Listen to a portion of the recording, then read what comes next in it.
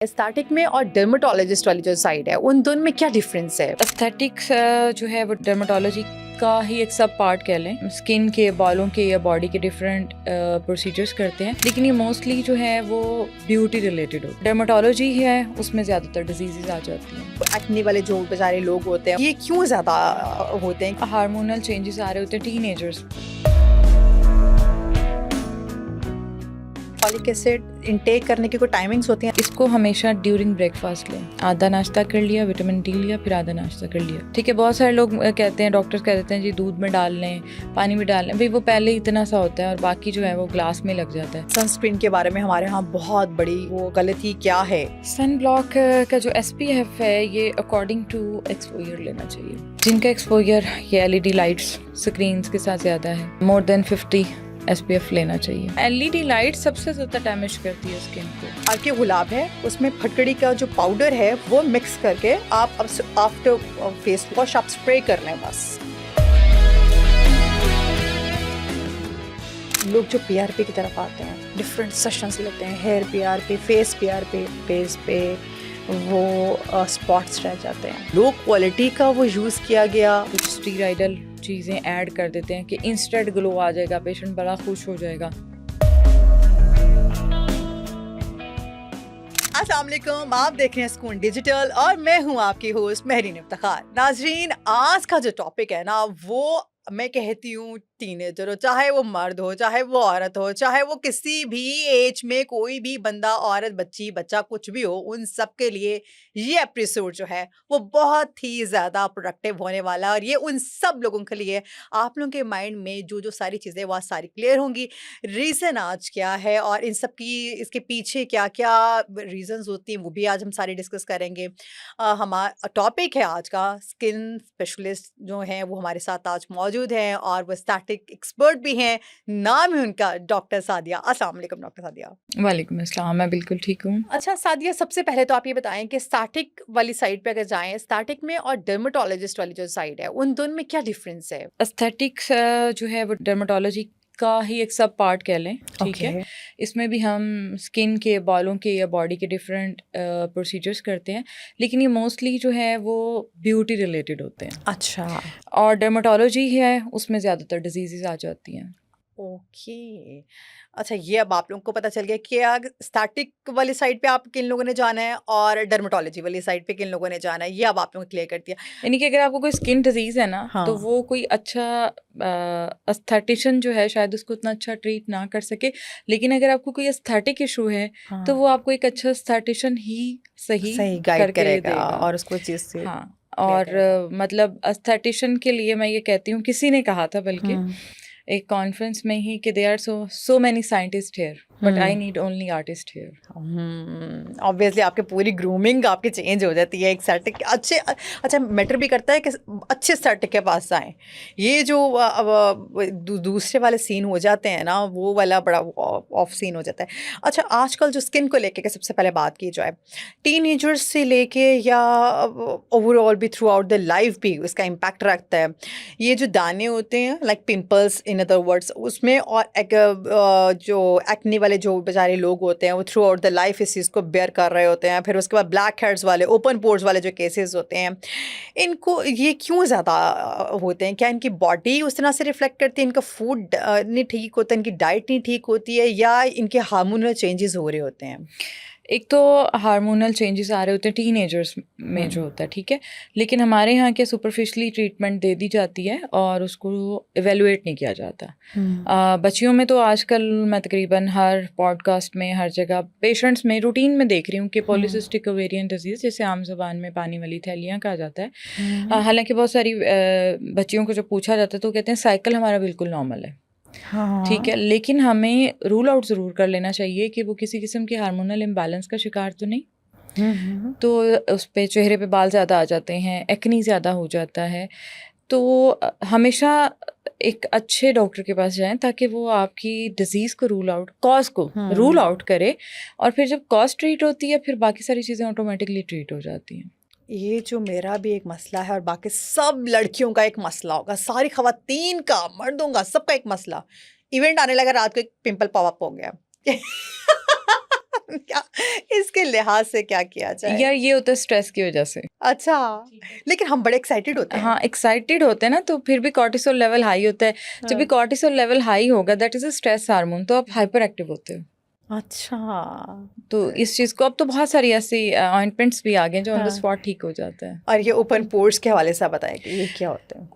Open इसकी pores क्यों, क्या रीजंस हैं इसके? हमारी एशियन स्किन में बहुत कॉमन है। एक तो आजकल जो है ना, सोशल मीडिया का दौर है, बिना देखे इन्फ्लुएंसर्स को देख के बस हम प्रोडक्ट ऑर्डर कर लेते हैं और मेरा पॉइंट ये है, ओवर एक्सफोलिएट करते हैं स्किन को। हाँ। हमें उस चीज़ की नहीं भी ज़रूरत, और हम अपने पोर्स खोल के बैठ जाते हैं।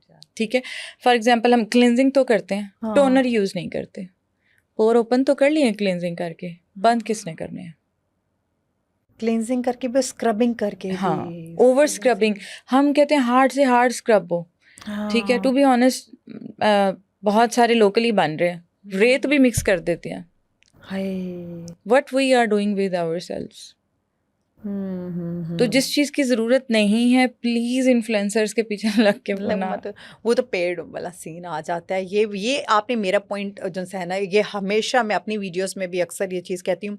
देखें, आप अपने पहली जो चीज़ होती है ना, उसको डायग्नोज करें, उसकी तरफ देखें, फिर आप वो चीज़ अगर आपको सूट करे, हो सकता है वो मुझे सूट ना कर रही हो, पर्सन टू ठीक पर्सन है। वेरी अब कर वो हाँ होता है। वेरी करता है। अब वो एक इन्फ्लुएंसर्स को आप देखते हैं, ये वाली क्रीम है, ये इतने की आती है, लेकिन इसके जो रिजल्ट्स है ना, oh my goodness, overnight results इसके मुझे मिल गए हैं। वो बेचारा अगले दिन जाता है मार्केट से, ये जाती है मार्केट से, या फॉरेन फार्मास्यूटिकल वाली साइड पे जाती है, जाके वो पकड़ती है, अपने मुंह पे लगाती है, वो उसको कहते हैं ओ ये तो बहुत डैमेजिंग मेरे लिए हो गया है। फिर वो जाते हैं डॉक्टर्स के पास, फिर यहाँ पर उनका काम खराब होता है, फिर उनको लगते हैं पैसे, फिर उनको समझ आती है अच्छा हम इतनी देर से, अच्छा ये फिर ये भी नहीं होता कि फॉरेन जाए, ये जाते भी फिर उसके बाद हैं जब पूरी तरह डैमेज हो जाते हैं, तसल्ली से तसल्ली से अपना बेड़ा गर्क करते हैं, और उसके बाद जाते हैं हमें ठीक कर रहे हैं।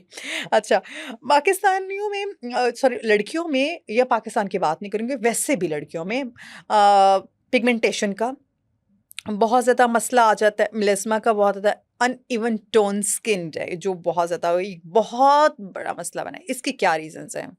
सबसे इम्पॉर्टेंट तो हमारा, मैं हमेशा बात करती हूँ, लाइफस्टाइल बिल्कुल हेल्दी नहीं है। दूसरी बात ये है कि हम पिगमेंटेशन की भी कॉज रूल आउट नहीं करते। बंदी आई है, देखा है पिगमेंटेशन है, चलो जी उसको दवाइयाँ लिख दी हैं या कोई प्रोसीजर एडवाइस कर दिया। थोड़ा बहुत मैं हमेशा बार बार इस बात पे जोर देती हूँ कि कुछ उसकी हिस्ट्री ज़रूर लें, होमवर्क ज़रूर करें। मतलब बहुत सारी फीमेल्स ऐसी हैं जिन्हें अनीमिया की वजह से, खून की कमी की वजह से, या ड्यूरिंग डिलीवरी पिगमेंटेशन होती है, ठीक है। तो उसको पहले साथ जब तक आप ट्रीट नहीं करेंगे, खाली क्रीमें देने से या खाली प्रोसीजर्स कर देने से वो कभी ठीक नहीं हो सकता। तो try to treat the cause. अच्छा, इसके लिए पहले जो कुछ डर्मेटोलॉजिस्ट या एस्थेटिक वाले होते हैं, वो ब्लड टेस्ट भी करवाते हैं, वो इम्पॉर्टेंट होते हैं हर एक के लिए। बिल्कुल इम्पॉर्टेंट होते हैं, हमेशा मैं कहती हूँ, क्योंकि आप देखें ना कि 2004 की शायद मैं बात कर रही हूँ, तब एक रिसर्च आई थी, तो अनीमिया, खून की कमी का जो एक है, उसमें पाकिस्तान चौथे नंबर पे था। ना हम फॉलिक एसिड लेते हैं, ना हम आयरन सप्लीमेंट्स लेते हैं, जो हम फूड खा रहे हैं वो आधे से ज़्यादा स्प्रे और पेस्टिसाइड्स के साथ है। कितना कम ग्रीन वेजिटेबल ले रहे हैं। तो हमारी डाइट बिल्कुल हेल्दी नहीं है। फॉरेन में जो ब्रेड बनता है वो उसमें फॉलिक एसिड डाल देते हैं। आप उधर कभी इरेगुलर साइकिल, अबॉर्शंस की हिस्ट्री बहुत कम सुनने में मिलेगा। हाँ, उनको जो पिगमेंटेशन होती है वो एक्सपोजर की वजह से और लाइट स्किन टोन की वजह से होती है। हमारे यहाँ या तो मिक्स फार्मूला क्रीम्स, गोरा होने का चक्कर, और दूसरा जो है ये सारी चीज़ें और दूसरा कॉज नहीं रूल आउट करनी, मिसट्रीट कर देना। अच्छा, जो फॉलिक एसिड इनटेक करने की कोई टाइमिंग्स होती हैं? लाइक आपने बिल्कुल एम्प्टी स्टमक अगर आप कोई ले रहे हैं, कोई टैबलेट ले रहे हैं, जैसे इन टर्म्स ऑफ कैप्सूल भी आई गेस ये मिलते हैं, और सारी चीज़ें जितनी भी हैं, ये विटामिन डी, विटामिन ए, आपने ये फूड के साथ इनटेक करनी है, फूड से पहले इसका ना हर जो मल्टीविटामिन है उसका अलग अलग टाइम है, ठीक है। इसमें स्पेसिफिकली जो मैं बताऊंगी, जो विटामिन डी का हम बोलते हैं, जो हमारी बहुत सारी नींद का इशू है, स्ट्रेस का इशू है, फटीग है, हम डीप स्लीप में नहीं जा रहे, हम उठते हैं तो थका हुआ फील करते हैं, तो हम विटामिन डी भी ले रहे हैं, लेकिन हमें प्रॉपर उस टाइप का मतलब हमें रिजल्ट नहीं मिल रहा। तो उसमें क्या होता है कि इसको हमेशा ड्यूरिंग ब्रेकफास्ट लें। आधा नाश्ता Okay. कर लिया, विटामिन डी लिया, फिर आधा नाश्ता कर लिया। ओके ठीक है, बहुत सारे लोग कहते हैं, डॉक्टर्स कह देते हैं जी दूध में डाल लें, पानी में डाल लें, भाई वो पहले ही इतना सा होता है और बाकी जो है वो ग्लास में लग जाता है। तो उससे बेहतर है कि उसे चम्मच में लें अगर इंजेक्शन फॉर्म में है, नहीं तो अब कैप्सूल्स बहुत आ गए हैं, तो आप वो भी ले सकते हैं। अच्छा, सनस्क्रीन के बारे में हमारे यहाँ बहुत बड़ी जो है वो गलती क्या है, इसे सही तरीके से किस तरह इस्तेमाल करें? जैसे SPF50 जो है, हम लोग कहते हैं SPF50 जो है वो हाईएस्ट लेवल में आ जाता है, ये SPF50 ही लें। क्या ये स्किन के लिहाज से आपको लेना चाहिए कि आपका स्किन टेक्सचर क्या है, या आपको एनवायरनमेंट के लिहाज से लेना चाहिए? जैसे आप नॉर्दर्न वाली साइड पे चले जाएं, या आप जैसे यहाँ पे पंजाब वाली साइड पर आ जाएं, सिंध वाली साइड पे चले जाएं, पाकिस्तान की किसी भी साइड पे चले जाएं, इसके हवाले से भी बताइएगा। सन ब्लॉक का जो SPF है ये अकॉर्डिंग टू एक्सपोजर लेना चाहिए। अच्छा। ठीक है, जिनका एक्सपोजर ये LED lights, gadgets, mobile, laptops, screens के साथ ज़्यादा है, अच्छा, वो भी सनलाइट के साथ ज़्यादा है, उन्हें मोर देन 50 SPF लेना चाहिए। मतलब आपने इंडोर भी लेना, आउटडोर तो आप ले रहे हैं, आपने LED इंडोर लाइट भी सबसे ज़्यादा डैमेज करती है स्किन को। मोबाइल की जो ब्लू लाइट है बहुत डैमेज करती है। आईफोन क्यों महंगा था, स्क्रीन महंगी थी। अब सैमसंग ने भी खैर बहुत अच्छा बना दिया, अभी एक रिकॉर्डिंग में ये मैंने जो बात किया। अक्सर घर में अपने फेस पे पिंक लाइट, ब्लू लाइट्स वाले वो मास्क लगा अंधेरे लेते में हैं। फ़ोन यूज़ ना करें। वो जो मास्क लगाते हैं, हाँ। देखिए वो एक ख़ास फ्रीक्वेंसी है, वो एक ख़ास लाइट है, ठीक है। उसमें जो रेड लाइट है उसकी ख़ास फ्रीक्वेंसी है। टू बी ऑनेस्ट मैं तो इनको क्या कहूँ, खिलौने ही कह सकती हूँ जो घर पे हैं। अगर आपने ये थेरेपीज भी लेनी है तो go to some professional place. वो एक प्रॉपर मशीन है, रेजेस हैं, उसकी इंटेंसिटी है, वो आपकी स्किन की टाइप देख के उसके अकॉर्डिंगली एडवाइस करेंगे। कि स्किन को ऑब्वियसली जैसे अभी मैं बात कर रही हूँ और अभी हम डिस्कस भी कर रहे थे, उसके स्किन टाइप के हवाले से ही आपको अपनी फेस के ऊपर कोई भी क्रीम या कोई भी सीरम लगाना चाहिए, अप्लाई करना चाहिए, और उसकी टाइमिंग के लिहाज से अप्लाई करना चाहिए। लाइक डे का और है, नाइट का और है, आफ्टरनून का और है, इंडोर के और हैं, आउटडोर के और हैं। इस सारी चीज़ों को अगर आप कंपोज कर दें तो आप क्या कहेंगी, किस साइड पे जाना चाहिए? सबसे इम्पॉर्टेंट कि मैं कहती हूँ कि ओवरडू कभी ना करो, ठीक है। अगर किसी चीज़ की ज़रूरत नहीं है, डोंट यूज़ दैट, ठीक है। एजिंग एक नेचुरल प्रोसेस है, इसको बहुत सारी चीज़ों के साथ हम स्लो डाउन कर सकते हैं। हाँ, हम एक गलती करते हैं कि हम एज से पहले जो है, एज बहुत गुजरने के बाद, या बहुत अब जो जेनजीज कह लें कि बहुत अर्ली एज में स्टार्ट करते थे, दैट इज़ नॉट गुड। हर चीज़ का एक वक्त है और तभी वो शुरू करनी चाहिए। और जो है ना ये कि मैंने ये सीरम भी लगाना है, ये सीरम भी लगाना है, तो उससे बेहतर मैं ये कहूँगी, हालांकि ये मेरा प्रोफेशन है, कि आप अपना लाइफस्टाइल इम्प्रूव करें। जब आप देखें कि आप एक अच्छी प्रॉपर गहरी नींद लेके उठते हैं ना, तो जो आपके स्किन में ग्लो आया हुआ होता है ना, वो दुनिया के किसी सीरम या प्रोडक्ट से नहीं आता। तो ट्राई टू गेन दैट, ठीक है। उसके अलावा जो हमारी टाइप ऑफ स्किन है, डोंट डिसाइड कि मैंने गूगल किया या मैंने चैट GPT से पूछा है तो मेरा ये इशू है, तो नहीं, ऐसा नहीं हो सकता। एक बंदा, आप जाके उसको अपनी लाइफ टेक्सचर दिखाएंगे, लाइफ स्किन दिखाएंगे, ठीक है, एग्जामिन करेगा, वो एग्जामिन करेगा, कुछ आपकी हिस्ट्री लेगा, कुछ आपके ब्लड टेस्ट होंगे, उसके बाद जो वो डिसाइड करेगा, तो दैट इज़ मच बेटर। तो खिचड़ी ना पकाएं।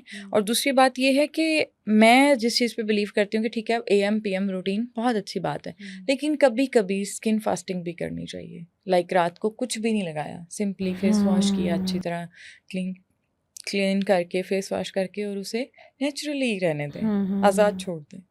अच्छा, हाँ, पाकिस्तान में लोग स्किन को वाइटनिंग वाली साइड पे जो लेके जाते हैं ना, और इसमें उनको खुद भी पता नहीं चलता, वो एड्स के, इन अदर वर्ड्स, अब जैसे पहले भी आपने डिस्कस किया कि अब फ़ोन में वीडियोस का बहुत बहुत ज़्यादा रोल है कि स्किन वाइटनिंग की ये वाली क्रीम है, और आपकी अगर ड्राई स्किन है तो ये वाली क्रीम है, अगर आपकी ये वाली, आपने मल्टीविटामिन अगर आपकी बॉडी में ये है तो आपने ये लेना। अच्छा, मल्टीविटामिन्स वाली साइड पे भी आ जाते हैं, वो तो क्रीम्स की तो साइड पे आते हैं, मल्टीविटामिन्स भी खुद ब खुद इनटेक करना शुरू कर देते हैं, चाहे इसकी ज़रूरत आपको आ रही है नहीं आ रही।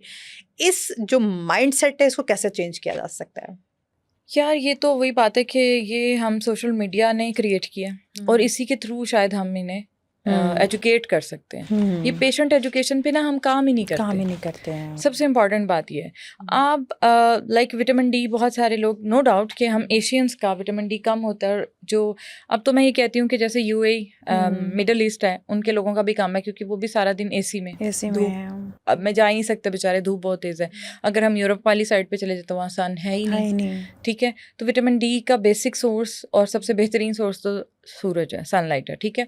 वो ही नहीं है या हम नहीं लेते तो विटामिन डी कम हो जाता है। अब क्या होता है, हम ले रहे होते हैं, या तो हम लो डोज ले रहे हैं या हम हाई डोज ले रहे हैं। और हाई डोज जब हम लेते हैं तो वो डेफिनेटली टॉक्सिसिटी क्रिएट करता है। लाइक विटामिन डी की एक्सेसिव जो क्वांटिटी है वो बोन कैंसर भी काज कर सकती है। सो वही बात है कि ब्लाइंडली प्लीज़ कोई चीज़ यूज़ ना करें। और जो प्रोडक्ट, जैसे आपने क्रीम वगैरह की बात की, हमें क्या पता कि वो कहाँ मैन्युफैक्चर हुई है, उसके इंग्रेडिएंट्स किसी डॉक्टर ने, फार्मासिस्ट ने, किसने डिसाइड किया है, ठीक है। वो किस टेम्परेचर पे बनी है, उसकी स्टीरिलाइजेशन की क्या मेयार है। तो जो बड़ी बड़ी कंपनियां इतना चार्ज करती हैं, वो इन्हीं सारी चीज़ों का चार्ज वेरी करता है आपके एनवायरनमेंट टू एनवायरनमेंट के लिहाज से भी। और दूसरा ये कि अगर एक कंपनी है, फार्मास्यूटिकल कंपनी है, और वो अच्छी लेवल की कंपनी है, तो उसके ऊपर इतना चेक एंड बैलेंस ज़रूर होता है कि वो एटलीस्ट बुनियादी चीज़ें, मैं 100% नहीं कहूँगी, लेकिन बुनियादी चीज़ें तो वो पूरी करके देते हैं ना। आपको पता है कि सोर्स कैसा है, कंपनी कैसी है, क्योंकि जब आप जो अच्छे लोग या अच्छी फर्म, अच्छी कंपनियां अपने नाम पे फिर कंप्रोमाइज़ नहीं करती हैं। अच्छा, अब आ जाते हैं वो लोग जो देसी टोटकों वाली साइड पर आ जाते हैं। वो कहते हैं नहीं भी हमने नहीं जाना किसी भी स्टार्टअप के पास, हमने नहीं जाना किसी भी डर्माटोलॉजिस्ट के पास, हमें पता है कि देसी हमारी कैसी चीज़ें कैसे आती हैं। जैसे ग्लिसरीन आप उसमें लगा लें, शहद लगा लें, दही लगा लें, बेसन लगा लें, लेमन लगा लें, जैसे टोटके इस्तेमाल होते हैं। इनमें से ऐसे कौन से हैं जो जिल्द को, लाइक स्किन को जो बेनिफिट देते हैं, और कौन से ऐसे हैं जो इसको, जो उनसे है ना, वो नुकसान पहुंचाते हैं? मैं नुकसान की तरफ तो नहीं जाऊंगी, लेकिन ये है कि मैं हमेशा एडवाइस करती हूँ कि सबसे इम्पॉर्टेंट बात जो हम लोग मिस करते हैं ना अपनी डेली लाइफ में, वो मॉइस्चराइजेशन है। हम अपनी नानी दादियों की स्किन देखें ना, वो चाहे दुनिया से चली गई, लेकिन उनकी स्किन बहुत ही टाइट और रिंकल फ्री होती थी, ठीक है। वो कोई क्रीम में, कोई प्रोसीजर, कोई सनब्लॉक कुछ नहीं यूज हो रहा था, लेकिन वो क्या करती थी, जब सुबह पराठे बनते थे तो वो मक्खन या देसी घी जो बचता था वो हाथों पे लगा और मुंह पे लगा देती थी। मॉइस्चराइजेशन जो है वो आपकी एजिंग के प्रोसेस को बहुत स्लो कर देता है। और पिगमेंटेशन वाली, छाइयों वाली जो खवातीन है, वो ये बात ज़रूर फॉलो करें कि जो छाइयों वाली स्किन होती है ना, उससे पिगमेंटेशन की एक नॉर्मल स्किन की निस्बत 80% ज़्यादा ज़रूरत होती है। और घर का बना हुआ जो आपका सेल्फ मेड देसी घी है, उससे अच्छा मॉइस्चराइज़र दुनिया में नहीं है, और ये इंटरनेशनल रिसर्च में भी साबित हो चुका है। तो गो फॉर दैट। एक ऐसी चीज़ जो आपके मल्टीपल इश्यूज ठीक कर रही है, ऑर्गेनिक भी है, ठीक है, कहीं से आपको लेने जाना नहीं पड़ रहा, ठीक है। तो वो आपकी इतने सारे मसाइल हल कर और रही है। आपको पता होगा हाइजीनिक वाला सीन भी नहीं होगा आपको इसमें कोई। और बहुत सारे लोग कहते हैं जी स्मेल ना आ रही है। एक तो मुझे इस बात की लॉजिक समझ नहीं आती। हाँ, उसका हल ये कि एक चंद ह्यूमन नेचर है, अल्लाह ताला ने हमें ऐसा बनाया कि 1-2 सेकंड्स या 10 सेकंड्स के लिए स्मेल आती है, उसके बाद हम एडजस्ट कर जाते हैं। और जहाँ तक रहे कि बिस्तर गंदा हो गई है, तो भाई सोने जाने से थोड़ा सा पहले लगा लो, वो जज़ब हो जाएगा। एंड यू विल सी, मैं इस बात को ऑन कर रही हूँ ऑन कैमरा, कि you will see the drastic results अगर आप 3 मंथ्स उसको अप्लाई करते हैं। You will see the shine, firmness, softness, और रिंकल्स कितने कम हो गए हैं, पोर्स भी काफ़ी हद तक कम हो जाते हैं। बहुत सारे लोग यहाँ कहेंगे कि जी एक्नी वाले लगा सकते हैं, बिल्कुल लगा सकते हैं। अच्छा, एक मिथ भी है, ये मुझे ये आप क्लियर करिएगा कि जो फटकड़ी होती है उसको आप उस चीज़ में, ये एक ओपन पोर्स के लिए मैंने पूछ रही हूँ, जो अर्के गुलाब है उसमें फटकड़ी का जो पाउडर है वो मिक्स करके आप आफ्टर फेस वॉश आप स्प्रे कर लें, बस टोनिंग का काम करता है ना। तो इज इट गुड और बेनिफिशियल? आप जैसे जिनको ओपन पोर्स का बहुत प्रॉब्लम है, तो वो आइस थेरेपी जिसको बोलते हैं, पानी में आइस क्यूब्स डाल के वो ज़रूर करें। नहीं तो शॉप पर एक साफ लें, उसमें आइस डालें और उसे फेस पे फेरें। ओके, ठीक है। तो ये कुछ चीज़ें करनी चाहिए ऑन एंड ऑफ, लेकिन फिर भी बिना कंसल्टेंसी के तो नहीं। अच्छा, एक आम और शख्स के लिए एक सादा या मौसर जो काबिले अमल जो मॉर्निंग और नाइट स्किन केयर रूटीन है वो क्या होनी चाहिए? फिर वही बात है कि पर्सन टू पर्सन वेरी करेगा, टाइप ऑफ स्किन वेरी करेगी, ठीक है। तो आप ये रखें कि according to your skin type अपना face wash, moisturiser and sunblock, और अगर आप बहुत ही कॉन्शियस हैं अपने बारे में, सीरम और क्रीम अप्लाई कर सकते हैं, लेकिन सन ब्लॉक ज़रूर अप्लाई करें, क्योंकि हमारी डेली रूटीन है इतनी हेक्टिक है कि अगर हम ये सोचें कि चाहे फेस वॉश कर लिया, अभी थोड़ी देर ठहर के लगा लेते हैं, तो वो नहीं लगता। अक्सर सन ब्लॉक्स के ऊपर लिखा होता है ऑल टाइप ऑफ स्किन, ठीक है, और उसके ऊपर SPF 50, तो ये वो ठीक होता है? हाँ ठीक होता है, वो पर्सन टू पर्सन वेरी कर रहा होता है, जिसको सूट करे दैट्स फाइन। ओके। जैसे अब वर्किंग वुमेन हैं, उनके लिए टाइम स्किन केयर के लिए मैनेज करना ना बहुत मुश्किल है, बहुत टफ है। वो थकी हुई आती हैं, फिर वो अपने घर की चीज़ों में भी कुछ लग जाती हैं, या वो अर्ली मॉर्निंग जाती हैं, फिर 11 to 7, 10 to 6, 5 to 9 ये वाली उन सबकी शिफ्ट्स होती है। घर में वो 10-11 बजे भी अक्सर ख़वातीन आती हैं। उनके लिए आप बताएं, उनके एक तो उनकी जो स्किन है वो बहुत ज़्यादा डिहाइड्रेशन वाली साइड पे चले जाती है, फिर उनके डाइट का बहुत ज़्यादा इशू होता है, फिर उनका स्लीपिंग आवर्स का बहुत इशू होता है। उस चीज़ को मैनेज करने के लिए उनको क्या करना चाहिए? टू बी ऑनेस्ट, इसमें ना मैं एक ही बात कहूँगी कि हमारी सोसाइटी में एक चीज़ कम है, हम सारी चीज़ों पे काम करते हैं, हम टाइम मैनेजमेंट पे काम नहीं करते। और टाइम मैनेजमेंट पे जब हम काम नहीं करते तो हम कोई भी चीज़ इन टाइम नहीं कर पा रहे होते, हम पंक्चुअल नहीं होते बहुत सारी चीज़ों में। तो उसकी टाइम मैनेजमेंट तो आपने खुद करनी है अपने लिए। जब तक आप टाइम नहीं निकालोगे ना और अपनी केयर नहीं करोगे, कोई और नहीं करने वाला। जब आप अपनी केयर करोगे तो ये चीज़ आपके, मैं फीमेल्स को स्पेशली एडवाइस करती हूँ कि ये चीज़ आपके बच्चों में डेवलप होगी अभी से। Self care, me time is the most important time of your day, चाहे वो एक कप चाय ही क्यों ना हो। और उसमें आप बेहतर, मुझे ये लगता है कि जब आप मी टाइम गुजारते हो उसके बाद आप पहले से बहुत ज़्यादा बेहतर अंदाज में अपनी जो जिम्मेदारियां हैं ना वो पूरी करते हो, क्योंकि एक ब्रेक मिली होती है ना। तो बाकी स्किन केयर की रूटीन रही तो वो डेली नहीं कर सकती, चलें अल्टरनेट डे पे कर लें, हफ्ते में 2 से 3 बार एक जेंटल स्क्रब ले लें, एक्सफोलिएटर ले लें, मतलब 1-2 दफ़ा क्लीन कर लिया। और वो वही बात है कि फिर अच्छा मॉइस्चराइज़र या देसी घी वो लगाने में तो टाइम नहीं लगता। स्किन वॉश की वहीं रख लें, वैनिटी पे वहीं अप्लाई कर दें, दैट। अच्छा, इस दौर में भी, लाइक इस एरा में भी एक्नी जो स्कार्स होते हैं और मार्क्स भी होते हैं, ठीक है, जो बचपन से अक्सर पड़ जाते हैं बच्चों के फेस पे, और जो टेक्सचर इश्यूज होते हैं बच्चों के या किसी भी बॉडी को लेके, इतने आम क्यों हैं और इसका मौसर इलाज क्या है? आम होने की वजह तो वही है कि हम सही कॉज को ट्रीट ही नहीं करते। एक कैप्सूल है, मैं नाम नहीं लेना चाहूँगी, कि आप जिस भी डर्माटोलॉजिस्ट के पास जाते हैं, एक्नी हो गया, वो 3 महीने के लिए आपको दे देता है, खाते रहो एंड दैट्स इट। फिर उससे क्या हो रहा है कि जी इनफर्टिलिटी बच्चियों में बहुत ज़्यादा बढ़ रही है। तो उससे बेहतर है कि आप कॉज रूल आउट करो और कुछ अपना लाइफस्टाइल हेल्दी कर लो। तो इन चीज़ों को, अब प्रोसीजर्स बहुत सारे ऐसे आ गए हैं, आप इन चीज़ों को रिड्यूस कर सकते हो। ठीक है, दूसरा सवाल क्या था? कि ये से एक्नी मार्क्स होते हैं, जैसे एक्नी स्कार्स वाला हो गया, मार्क्स वाला हो गया, जैसे कि जैसे बचपन में कहीं किसी ने मार दिया, चोट लग गई है, वो थ्रू आउट द लाइफ रहते हैं, वो बहुत बहुत बुरे लगते हैं, उसके लिए क्या करना चाहिए? अच्छा, और जो जैसे कि निशान आ जाते हैं किसी तरह के चोट के या स्कार्स के या एक्सीडेंटल स्कार्स के, तो उनके लिए बहुत इफ़ेक्टिव ट्रीटमेंट्स आ गई हैं। और स्पेशली उसमें मैं CO2 फ्रैक्शनल लेज़र की बात करूँगी। अगर वो अच्छी क्वालिटी का लेज़र आप कराते हैं, और वही बात है कि मैन बिहाइंड द मशीन, दोनों चीज़ें अच्छी हैं, ऑथेंटिक हैं, तो रिजल्ट्स बहुत अच्छे हैं। मर्दों में स्किन केयर और एस्थेटिक ट्रीटमेंट्स जो हैं उसका रुझान क्यों बढ़ रहा है, और मर्दों को किन चीज़ों पर ख़ास तवज्जो देनी चाहिए? क्यों बढ़ रहा है, ये तो कंपटीशन में आ गई है बात। हाँ। ठीक है, क्योंकि अब मर्दों में भी ये चीज़ देखने की आती है ना कि आप किसी के साथ बैठे हो तो वो ये चाहता है कि मेरे साथ बैठा बंदा भी हसीन होना चाहिए ताकि देखने में अच्छी फीलिंग आए। और ज़्यादातर जो उनका इश्यूज़ है बेचारों का, बालों का इशू है, हेयर फॉल बहुत PRP है, और ये उस तरह पे जा रहे आप देखें, आप किसी भी रेस्टोरेंट में चले जाए तो वहाँ पे काउंट कर लें और अपने बचपन के दौर में काउंट करें तो किसी बहुत रेयर होता था कि बार्डनेस नज़र आती थी। अब आप रेस्टोरेंट में जाएं, आप शॉक्ड हो जाएंगे कि 19 साल का लड़का बैठा है, उसको भी हेयर फॉल है। और उनकी रीज़न क्या बताते हैं? अक्सर वो कहते हैं स्ट्रेस बहुत ज़्यादा है, या मेरी ये वाला शैम्पू मुझे, अच्छा ये वाली भी चीज़ बताई गई कि शैम्पू और जितने कंडीशनर हैं वो आपको कितनी देर के बाद चेंज करने चाहिए? लाइक पहली बात ये है कि मैं ये कहती हूँ कि शैम्पू या कंडीशनर कंडीशनर ज़रूर करना चाहिए, ठीक है, ड्राई बालों में। लेकिन और जिनके ऑयली बाल हैं, ऑयली स्कैल्प है, वो ऐसे शैम्पू यूज़ करें जिसमें सैलिसिलिक एसिड हो, ठीक है। ओके। ओवर जो ऑयल आता है बालों में, सीबम आ जाता है, वो भी डैमेज करता है।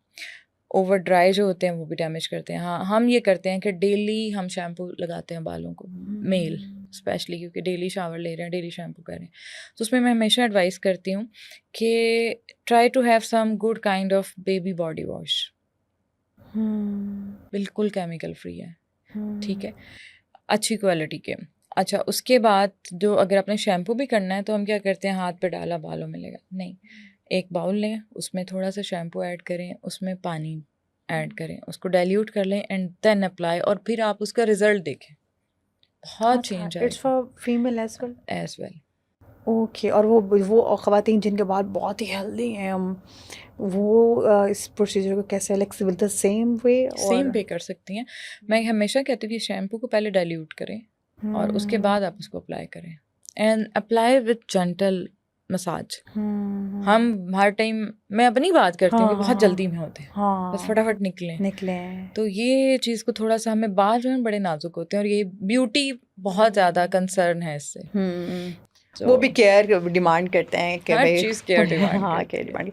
ख़वातीन में हार्मोन्स के अगर हवाले से बात की जाए, तो पीरियड्स में और प्रेगनेंसी में स्किन को वो कैसे मुतासिर करते हैं? लाइक कई लोग ऐसे होते हैं, उनको ड्यूरिंग दिस पीरियड सिनेरियो, जब वो इस फेज़ में होती हैं, उनकी स्किन बहुत बुरे तरीके से इफ़ेक्ट होती है, लाइक एक्नी हो जाती है उनको, उनके मतलब यह वर्ड चिन पे उनके हेयर आना शुरू हो जाते हैं, लाइक वो क्या ऐसे कहते हैं, बाल जो हाँ, आते हैं चिन हेयर पे, ग्रोथ, हाँ, हेयर ग्रोथ होना शुरू हो जाती है, उनके सर के बाल गिरना शुरू हो जाते हैं। इसके क्या रीजंस है और उसमें क्या करना ये चाहिए? वही बात है कि जो हम पहले भी कर चुके हैं, ये पॉलीसिस्टिक ओवेरियन डिजीज़ या ओबेसिटी सिंड्रोम के नाम से अब इसको भी इंट्रोड्यूस कराया जा रहा है कि बच्चियों में वेट गेन हो रहा है, पॉलीसिस्टिक ओवरीज हैं, बाज़-औक़ात अल्ट्रासाउंड में नहीं भी डिटेक्ट होती, लेकिन बाकी सारे सिम्टम्स आ रहे होते हैं, ठीक है। फिर आगे जब वो डिले हो जाता है तो फाइब्रॉइड्स, ठीक है। तो ये सारी चीज़ें मिलके हार्मोनल इम्बैलेंस करती हैं, जो कि प्रेजेंट करता है thinning of hairs, excessive hair fall, excessive जो है वो बॉडी पे और फेस पे बाल, तो ये सारी, और एक्नी, ये सारी चीज़ें। और फिर डेफिनेटली आपको मूड स्विंग्स आ रहे होते हैं, आप स्ट्रेस में जा रहे हो, आपकी नींद अच्छी नहीं है, आप चिड़चिड़ कर रहे हो सारा दिन, तो ये सारी चीज़ें, फिर वही बात है कि first of all do your homework. अच्छा, आजकल अगर आप देखें, सोशल मीडिया पे भी देखें या वैसे भी आपको मार्केट फार्मास्यूटिकल वाले साइड पे भी साइड पे चले जाएं या किसी फार्मेसी में भी चले जाएं, वो उन्होंने उनको ना लड़कियों की कमज़ोरियों का पता है कि ये ब्यूटी कॉन्शियस होती है, इनको पता है कि गोरा रंग करने वाली ना क्रीम उन्होंने बिल्कुल सामने ऐसे प्लेस की होती हैं, if you got my point. तो उन्होंने ना वो, ताकि जैसे देखे अच्छा रंग गोरा करने वाली, एक ये भी पकड़ लो, अच्छा इससे इसके हेयर का हो रहा है, ये भी पकड़ लो, अच्छा इससे ये चीज़ और ये भी पकड़ लें। फिर अनफॉर्चुनेटली और उसमें कुछ रोल हमारी सो कॉल्ड जो डॉक्टर्स हैं, मैं उनको सो कॉल्ड डॉक्टर्स और इन्फ्लुएंसर प्लस इन्फ्लुएंसर वो बन जाते हैं, उनका भी बहुत ज़्यादा रोल है कि वो बॉक्स लेते हैं और उसकी ऐड दे रहे होते हैं, सी दिस बॉक्स, इसमें आपने लेना है, ये फ्लेवर्ड है, ये इतने हफ्ते आपने यूज़ करना है, ये इतने दिन यूज़ करना है। क्या उसमें भी आपको सेम प्रोसीजर से मतलब गुजरना चाहिए, या वो उतना ही इम्पोर्टेंट है जैसे आप बाकी ट्रीटमेंट्स की तरफ जाते हैं? यार, ज़िंदगी में ना सबसे इम्पोर्टेंट मेरे नज़दीक ज़िंदगी है, और हेल्थ से इम्पोर्टेंट पहले ज़माने में दुआ दी जाती थी, जीते रहो, आजकल कोई नहीं कहता। और मैं साउदर्न पंजाब में ख़ास स्टाइल है कि अल्लाह तुम्हें सेहत की बादशाही दे, सेहत से बढ़ के दुनिया में ऑनेस्टली कोई चीज़ नहीं है, ठीक है।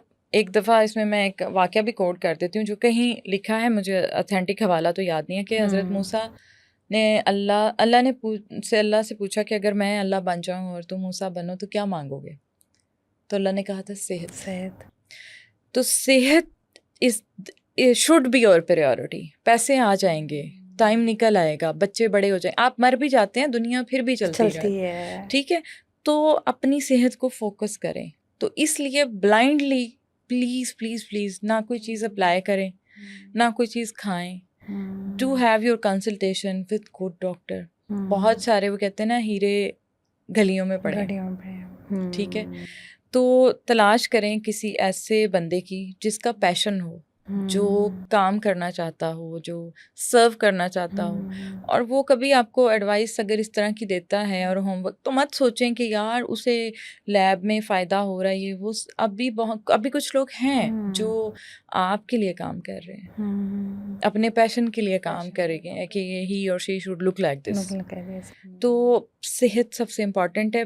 तो मैं हमेशा कहती हूँ कि ब्लाइंडली मत जाएं, देखें प्रोडक्ट किस कंपनी की है, रेफरेंस कौन दे रहा है। इन्फ्लुएंसर्स में भी बहुत सारे लोग हैं जो कुछ मैं कहती हूँ कि नहीं बिकते, ठीक है, वो पीआर नहीं लेते।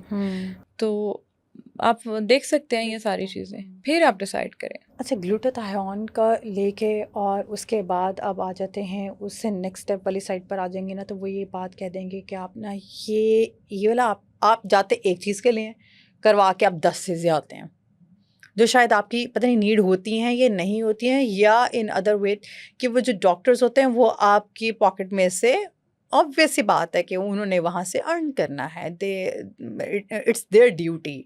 तो उस साइड पे बताएं ग्लूटाथायोन का, अगर आपको खुद एक लड़की को, एक खातून को या एक मर्द को कि पता करवाना हो कि मुझे ग्लूटाथायोन की कमी है तो अब मुझे इंजेक्शन लगाना है या मुझे इसके टैबलेट लेने, तो उसका आसान तरीका कौन सा है? मेरी बात सुनिए, ग्लूटाथायोन जो है ये एंटीऑक्सीडेंट है। अच्छा, तो वो ये कोई भी ले सकता है, लेकिन Okay. उसके लिए आपका लिवर, कुछ ऐसी लिवर डिजीज़ हैं जिसमें हम इसको रिकमेंड नहीं करते, और आपकी किडनी का फंक्शनल प्रॉपर होना बहुत ज़रूरी है। ये 2 चीज़ें बहुत मैटर कर रही हैं।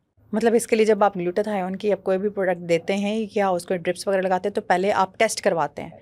आप जितने भी लोग ये सारी चीज़ें करवा रहे हैं, अब ये सोचें कि आपने टेस्ट करवा के और वो टेस्ट रिपोर्ट लेके आप उस डॉक्टर के पास गए थे, ये नहीं गए थे। मेन क्वेश्चन ये है। अब इनमें से 95 नहीं 98% ऐसे लोग होंगे जिन्होंने नहीं करवाएगा, बस गोरा कर रहे हैं और और अगर आप देखें उसमें क्या, उन टिप्स में क्या होता है, vitamin C, glutathione, collagen, B complex, ठीक है। नो डाउट कि हम, और ये भी बात याद रखें कि according to your weight your dose will vary. अच्छा, और एज भी मैटर करती है? हाँ, एज डेफिनेटली है, अडल्ट एज में ही लगाने चाहिए और जब आपको ज़रूरत हो। और कॉम्प्लेक्शन बहुत मैटर करता है। ये मत सोचें कि बहुत गोरा, जो एक अच्छी रंगत का बंदा है वो गोरा हो जाएगा, उसकी स्किन ग्लो करेगी, 1 to 2 टोन लाइटर होती है और वो इतना डिफरेंस फील नहीं हो रहा था पेशेंट को।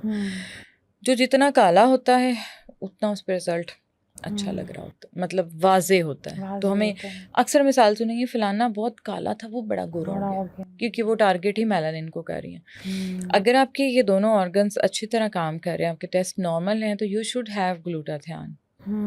आपकी बॉडी को डिटॉक्स करेगा, आपके लिवर को डिटॉक्स करेगा, आपको नींद अच्छी आएगी, आपकी थकावट दूर करेगा। कोलेजन भी है ना साथ में आपको, मतलब एक कंपनी थी, मैं नाम कोड नहीं करूँगी, कोविड आने के दौरान या उससे पहले उन्होंने इंपोर्ट किया था कोलेजन बाहर से। उसमें थोड़ी मिकदार ग्लूटाथायोन की, कोलेजन ज़्यादा था। तो जैसे कि सबको कोविड हुआ, मुझे भी हुआ। कोविड का एक साइड इफ़ेक्ट ये था कि उसके बाद बहुत थकावट फील होती थी। मेरी ज़िंदगी में ऐसा कोई नहीं था, मानी कि मैं थक गई हूँ। मैं जब काम करी थी तो मैं थकने लग गई। तो ऐसे ही मैंने 1-2 दफ़ा चलते फिरते, वो पड़ा रहा बॉक्स काफ़ी अर्सा, मैंने 1 पिया, 2 पिया, 3 पिया, 4 पिया। कुछ अरसे के बाद मैंने रियलाइज़ किया कि अब मैं थकती नहीं हूँ, मेरी नींद अच्छी है, मैं चिड़चिड़ नहीं कर रही। तो क्या था कि जितनी मेरी इम्यूनिटी डाउन हुई थी उसको वो इम्प्रूव कर गया कोलाजन। और ये हमारी बेसिक नीड भी है। तो कुछ ऐसी चीज़ें जो हमें ले लेनी चाहिए, लेकिन फिर वही बात है कि क्वालिटी मैटर्स। एग्जैक्टली। अच्छा, फिलर्स, बोटॉक्स और जो फेशियल और लेज़र्स और ये जितनी भी सारी ट्रीटमेंट्स हैं, किस एज में इनकी ज़रूरत जो से है वो इम्पॉर्टेंट हो जाती है, ये उस एज में उनको जाना चाहिए, उससे बिफोर दैट नहीं? यार हर बंदे के लिए वेरी करता है, ठीक है। एज लिमिट मैं ये नहीं कह सकती, एटलीस्ट 18 के बाद स्टार्ट करें कोई भी प्रोसीजर है, क्योंकि इससे पहले आपकी स्किन वैसे बड़ी नेचुरल होती है, बेबी स्किन होती है। हाँ, बेबी स्किन होती है, उसको एंजॉय करें, फिर सारी उम्र करना है, ठीक है। एक अलग से आपने काम करना है, अपनी सेल्फ केयर करनी है, एंड यू शुड हैव। तो according to your issue not your age. अच्छा, लिमिटेड बजट में स्किन को बेहतर रखने के लिए कौन सी 3 चीज़ें हैं जो मतलब आपने रेगुलेट करनी है? लिमिटेड बजट में तो फिर वही बात आ जाती है, जो रेगुलेट करनी है स्किन को हेल्दी रखने के लिए सबसे पहले sleep pattern should be natural, hydrate yourself, moisturise your skin और हैव अ हेल्दी डाइट। अच्छा, अब फिलर्स से हम बात करते हैं। कई फिलर्स मतलब ऐसे होते हैं वो आपके गलत लग जाते हैं। वो मतलब अगर आप अपने लिप फिलर वाली साइड पे चले जाए तो एक आपका होंठ उधर जा रहा है, एक आपका होंठ उधर जा रहा है, जॉ आपकी इधर जा रही है, आपके जॉ इस साइड पे जा रही है, आपका पूरा फेस टेक्सचर जो मासूमियत जो पहले होती है आपको नज़र आ रही होती है वो फिलर्स ने सारी डैमेज कर देती है। इसके लिए क्या करना चाहिए? जो फिलर्स गलत लग जाते हैं ना, उनके लिए तो आप डाइल्यूटर्स आ गया, डाइल्यूट हो जाता है filler, on the spot dilute हो जाता है। ये सिलिकॉन टाइप नहीं होते हैं फिलर्स जो लगते हैं, इसको निकालना पड़ता है नहीं आपको? नहीं नहीं, अच्छा, ऐसा कुछ ओके नहीं है। Silicon is totally something else. Okay. तो ये हाइलोनिक एसिड बेस होते हैं, आराम से डाइल्यूट हो जाते हैं, ख़त्म हो जाते हैं, मतलब डिज़ोल्व हो जाते हैं, ठीक है।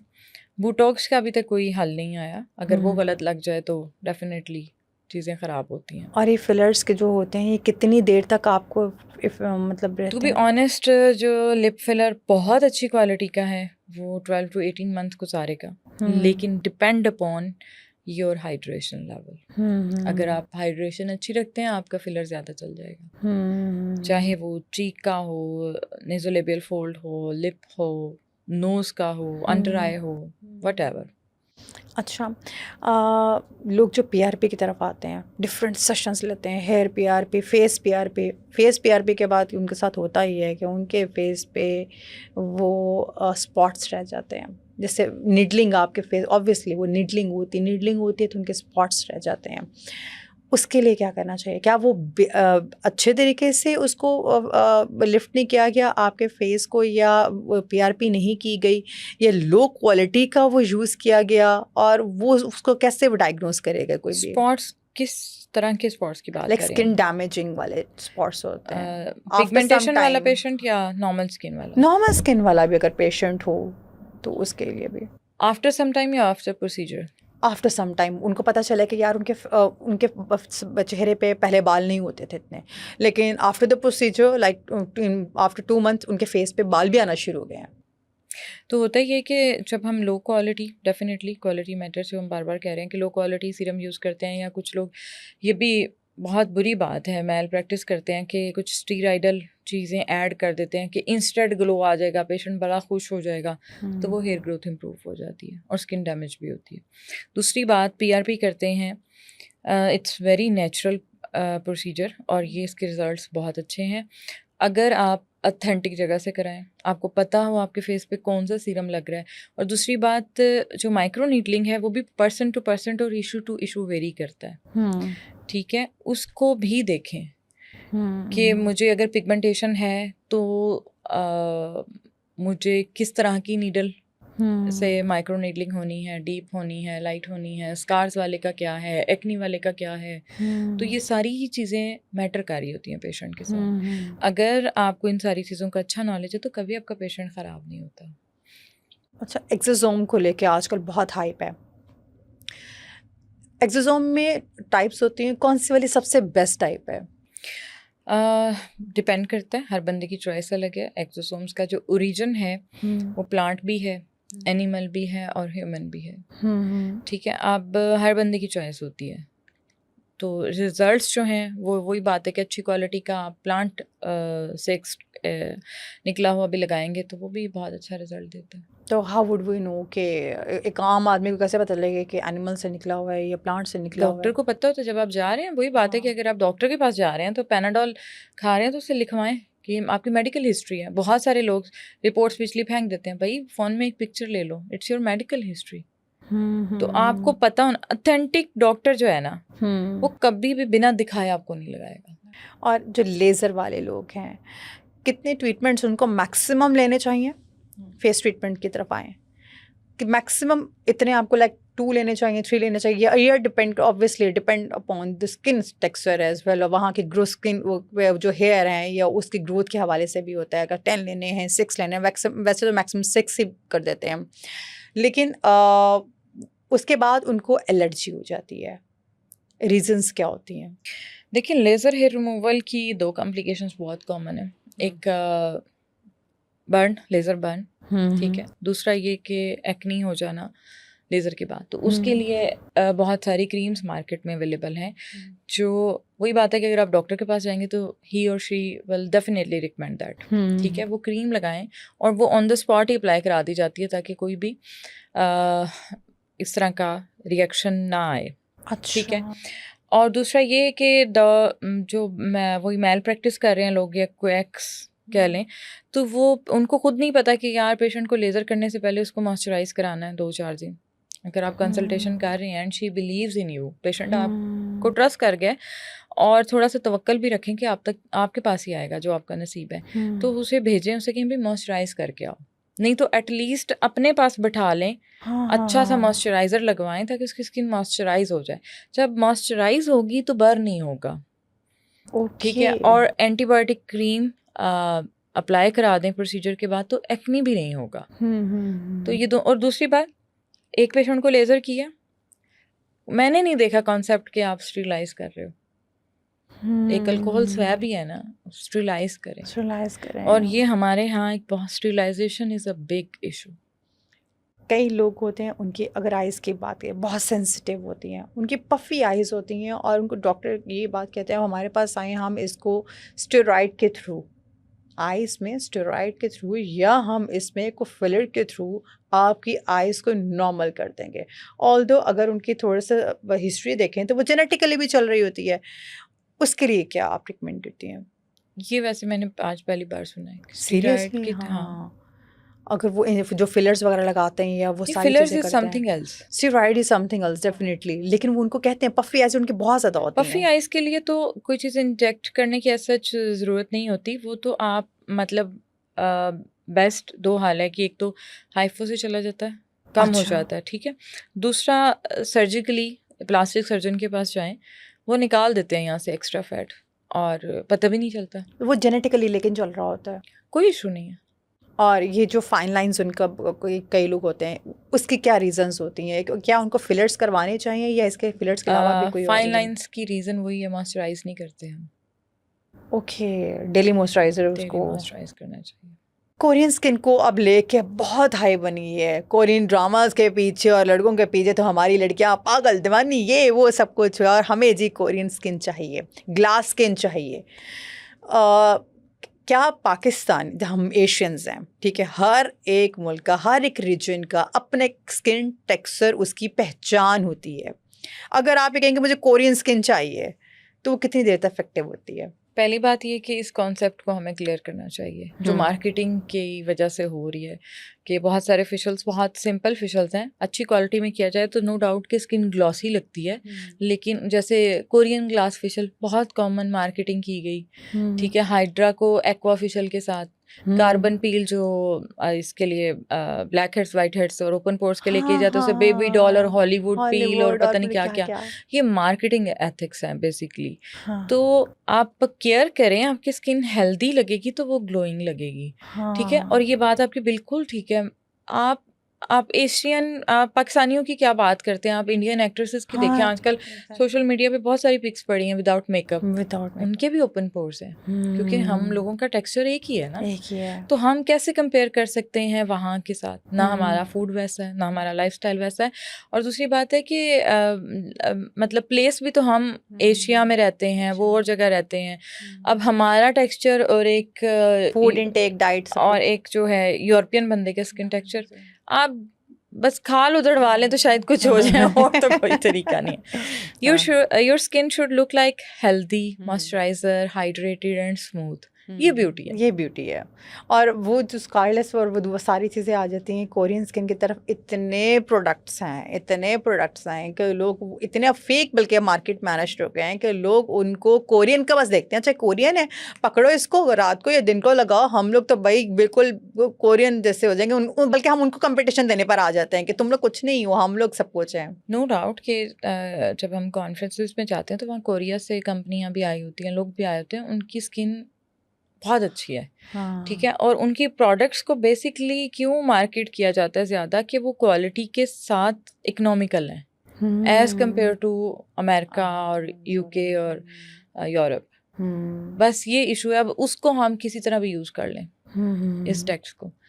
अगर आप कोई कोरियन प्रोसीजर करवाते हैं, ठीक है, क्योंकि बहुत सारे प्रोसीजर्स मार्केट में इंट्रोड्यूस हो चुके हैं, हर एक वो कहते हैं ना कि हम एक दौड़ में लगे हुए हैं कि हमने आगे से आगे जाना है। मेन प्रोसीजर्स वही हैं, उनको मार्केटिंग करके उनको इधर से इधर करके हाँ, और वो पेश कर दिया जाता है बस। वो जो आप वाकई इसके जैसे हम कुछ ऐसे क्लिनिक्स हैं, कुछ ऐसे एस्थेटिक प्लेसेस हैं जहाँ पे डर्माटोलॉजिस्ट वाली साइड पे भी वो लोग भी कुछ ऐसे ट्यूब्स या कुछ ऐसी चीज़ें थे, आप ये लगाएंगे ना, आपके ना बिल्कुल कोरियन या ग्लास स्किन, ये स्किन वो स्किन हो जाएगी, सब कुछ ख़त्म हो जाएगा, ऐसा हो जाएगा वैसा हो जाएगा।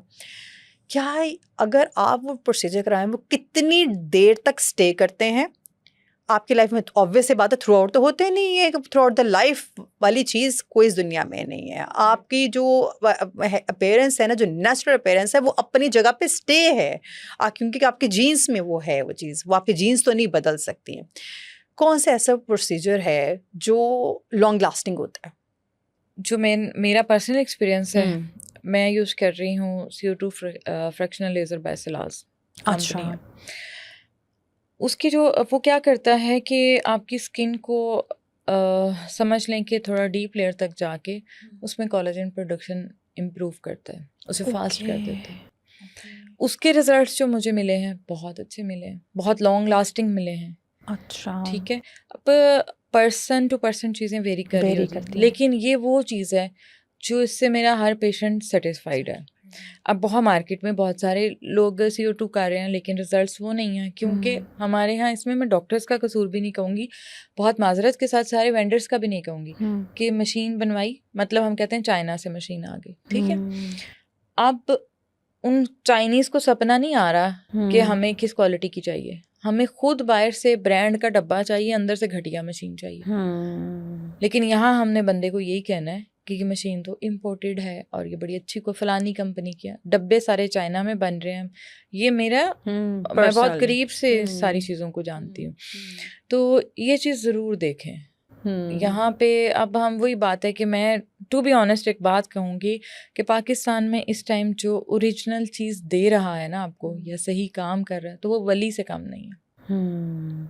True that. ठीक है, इतना ज़्यादा आपके साथ वो हो रहा है। मैं एक छोटा सा वाक़या शेयर करती हूँ कि बहुत आज से 5-6 साल पहले की बात है कि लाहौर से मेरे पास पेशेंट गए, they were very young for PRGF, किसी ने बताया होगा कि रिजल्ट्स अच्छे हैं वो। तो मैंने उनसे पूछा, बेटा आप कौन सा शैम्पू यूज़ कर रहे हो? कहते मैम हम हेड एंड शोल्डर। तो मेरे मुंह से ना, क्योंकि मैं बड़े लाइट मूड में बैठी थी, मैंने कहा कौन सा?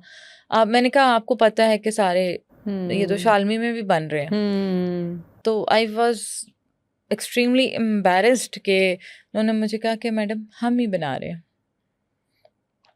अब मैंने उस एम्बैरेसमेंट को कम करने के लिए पूछा कि कौन से वाला, 1 नंबर या 2 number?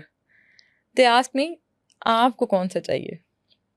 Oh my goodness, seriously? Yes, this is the reality of. फिर हम शिकायत करते हैं डॉक्टर्स के ऊपर, और फिर हम शिकायत करते हैं डर्मेटोलॉजी। यहाँ पे तो अब ये वाला सीन भी हुआ है। ये मेरे पास बहुत सारे मशहूर उनकी वही बात है कि फिर मैं ये बातें करूँगी तो बात बहुत दूर तक जाएगी। सोप्स की पिक्स पड़ी हैं जो शालमी में बन रही हैं, जो ब्रांडेड हैं। अभी पिछले दिनों मैं एक रील देख रही थी, सिरावी की प्रोडक्ट्स पकड़ी गई हैं, बहुत बड़ी लॉट। ओहो, क्या करेंगे आप? नहीं करे। बहुत कॉमन है वो रील, अक्सर आप स्क्रॉल करो तो वो आ जाती है। बहुत बड़ा स्टॉक पकड़ा गया। अच्छा, ये चीज़ मुझे बताएं, हमें जैसे ये सिरावी कहते हैं इम्पोर्टेड प्रोडक्ट है, ठीक है, it's not manufactured in Pakistan. इसको क्योंकि मैं बाय सेल्फ तो इसको अगर चेक करना हो मैं तो आप QR कोड भी होता है, वो भी स्कैन होता है, वो स्कैन कर लें आप, वो भी 2 नंबर। हर चीज़ का हाल है इस कौम के पास। तो पता कैसे चलेगा? वही बात है, मैं बहुत सारे पेशेंट्स को कहती है अच्छा ये इम्पोर्टेड प्रोडक्ट लगानी है तो यार किसी से वहाँ से मंगवा लो। हाँ, ठीक है, साइट पे या चले जाएं कुछ आप। ऐसे फार्मेसीज या स्टोर्स हैं जो ठीक है वो ज़्यादा पैसे लेते हैं लेकिन डिलीवर कर रहे हैं। प्रोडक्ट्स आए, वो कई कई लोग ऐसे होते हैं ना, वो अपने 40% ऑफ लगा के ना वो वाला सेरा भी वाला प्रोडक्ट वो लाट का माल जो आजकल एक नया ट्रेंड आया हुआ है, लाट का माल आया हुआ है भाई। लाट में आया, कंटेनर में आया, टेम्परेचर 60 पे गया, उसके पल्ले क्या होगा? आप बातें सादिया की, अब आप तो खुद परेशान हो गए, अब जा सब भागेंगे वॉशरूम में अपनी अपनी प्रोडक्ट्स को देखने के लिए। क्या करें यार, या तो डस्टबिन में जाएंगी या फिर ना वो कहेंगे चलो यार इस दफा हम पैसे पूरे कर लेते हैं, हाथों पाँव को लगा लेते हैं, अगली दफा हम केयर करेंगे। लेकिन ये ना हो कि इस दफा ही बड़ा गर्क हो जाए और अगली दफा आप किसी जगह पे बैठे अल्लाह ना करे। लेकिन अभी से आप जरा थोड़ा सा अलर्ट हो जाए, उस चीज़ों को देखें और ऑथेंटिक जगह पे जाएं। मेन इंपॉर्टेंट जो थिंग है वो यही है कि ऑथेंटिक डॉक्टर, ऑथेंटिक जगह, ऑथेंटिक चीज़ की तरफ आप मूव करें तो ही आपको मिले। जो आप कहते हैं ना कि हमें रिजल्ट नहीं मिला, हमें ऐसा हो गया, हमें वैसा हो गया, रीज़न पीछे ये है, सादिया ने खुद भी बताती है। हाँ, और दूसरी बात मैं यहाँ पे ये ऐड करना चाहूँगी कि कॉन्सेप्ट को थोड़ा सा बदलें कि जी हम अगर एस्थेटिक क्लिनिक जा रहे हैं, डॉक्टर के पास जा रहे हैं, तो हम बस बाहर निकलेंगे, हाइड्रा हो गया, ऑक्सीजन हो गया, तो हम बहुत ही कोई गोरे चिट्टे होके निकलेंगे। आपकी स्किन ब्रीथ करनी चाहिए, आपकी स्किन हेल्दी लगनी चाहिए, दैट इज मतलब concern, that should be our concern. ये सफ़ेद होने वाली जो है ना, इससे निकल आए प्लीज़। अच्छा, ये जो कुछ लेडीज़ होती हैं, कुछ वर्किंग वुमेन भी होती है, कुछ ऐसे होते हैं, उनकी स्किन पे अगर कोई बेस लगाए तो बहुत पैची पैची हो जाती है, what is the reason behind it? Person वही बात है कि वो अपनी स्किन की टाइप के साथ मैच करके नहीं ले रही। अच्छा, ठीक है, ऑयली स्किन वाली है तो वो क्रीम बेस्ड उठा लेगी, तो थोड़ी देर बाद पैची हो जाएगी, उसे जेल बेस यूज करनी है। अच्छा, ये लोग होते हैं उनकी यहाँ से ऑयली है, यहाँ से ऑयली है, कॉम्बिनेशन, हाँ, टी वो वाला उनके लिए मोस्टली ऑल स्किन टाइप्स वाली ठीक काम करती है। नहीं तो आप जो है वही बात है कि मैं कहती होती हूँ कि वो फिर बेस वाली बीबी क्रीम्स, सनब्लॉक वाली वो यूज़ ना करें। पहले वो प्रॉपर अपना जो जेल बेस्ड या water based light weight sunblock है वो लगाएं, उससे 5 मिनट के लिए छोड़ दें, उसके बाद उसके ऊपर अपनी बीबी क्रीम या सो कॉल्ड अपनी बेस जो है वो अप्लाई कर लें, दैट विल स्टे लास्ट। अब ठीक है, समझ आ गई। आप कुछ और क्वेश्चन हो तो वो हम नेक्स्ट एपिसोड में पूछेंगे। आज के लिए इतना ही। Thank you so very much Sadia. आज तो मैं ये कहती हूँ बहुत सारी चीज़ें होंगी जो लोगों की एम्बिग्यूटीज या जो लोगों के माइंड में होंगे ना चीज़ें, आज बहुत सारी चीज़ें तो डस्टबिन में जाने वाली है यहाँ पे, या मेरी शामत या फिर सबके सब जो से है ना बस डॉक्टर सादिया के ना क्लिनिक के बाहर खड़े होंगे, सादिया सादिया हो रही होगी, हमें चाहिए सादिया, हमें चाहिए सादिया, या ऐसे हो रहा होगा कि प्लीज़ हमें रिकमेंड करें कि whether we are using right और रॉन्ग, और ये प्रोडक्ट ठीक है या नहीं ठीक है। Thank you so very much for your time. इंशाल्लाह आप नेक्स्ट एपिसोड में फिर हाजिर होंगे नए आप लोगों की जो जितनी भी क्वेरीज हैं वो लेके। टिल देन टेक केयर, अल्लाह हाफ़िज़।